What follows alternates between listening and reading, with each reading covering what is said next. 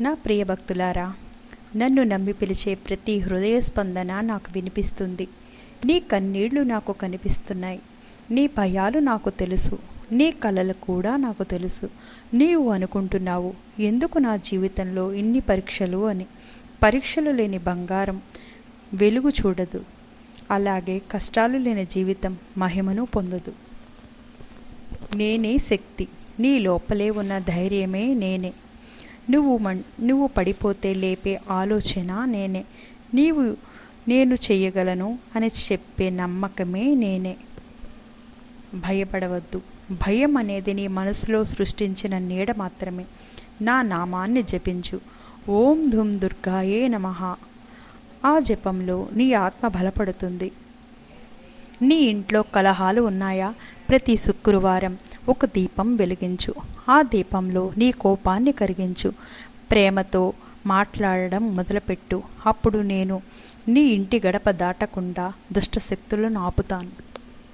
డబ్బు వస్తుంది పోతుంది, కానీ నీ ధైర్యం పోకూడదు.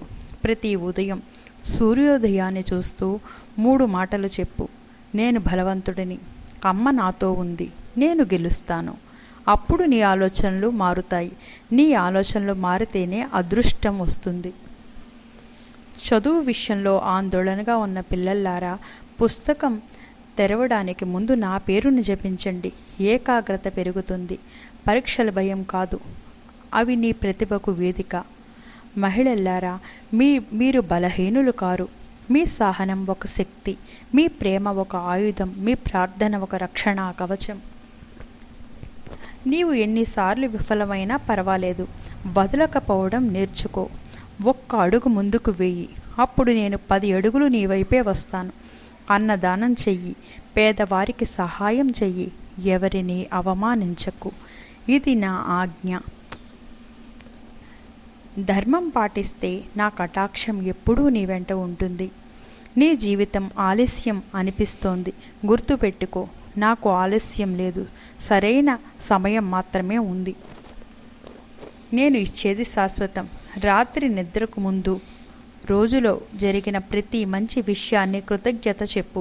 కృతజ్ఞత ఉన్న చోట దురదృష్టం నిలవదు. నా ప్రియభక్తుడా, నీ జీవితంలో ఏ సమస్య వచ్చినా అమ్మా అని పిలువు. నేను నీ వెనకే ఉన్నాను.